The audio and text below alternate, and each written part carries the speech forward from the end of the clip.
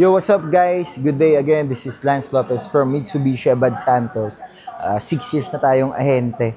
So, daan-daan na din yung mga natulungan natin or halos libo na din. So, ito yung mga tatlong bagay or 3 tips na hindi sinasabi sa inyo ng ahente nyo kapag nag-a-apply kayo ng car loan. So, number 1 tip guys na hindi sasabihin sa inyo ng agent nyo is yung saktong down payment. So, paano?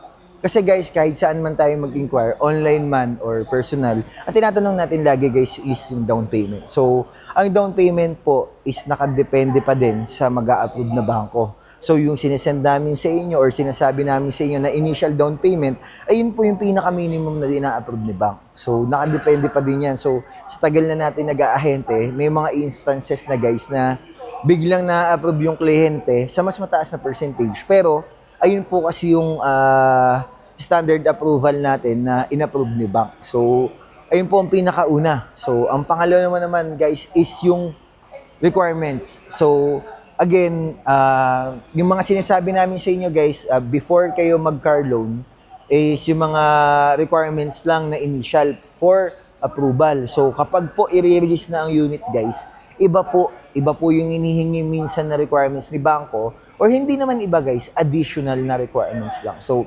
ayun po, ayun yung mga bagay na minsan nakakaligtaan ng sabihin ng ahente sa inyo.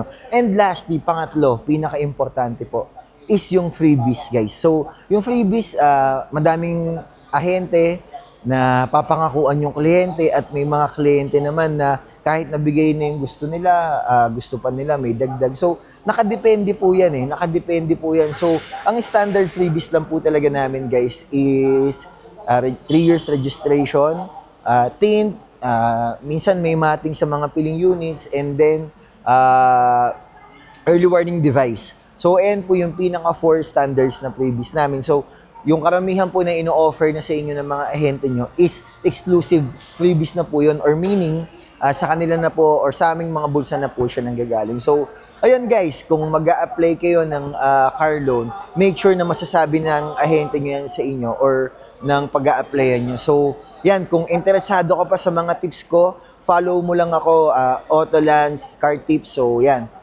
See you on my next vlog guys. Bye!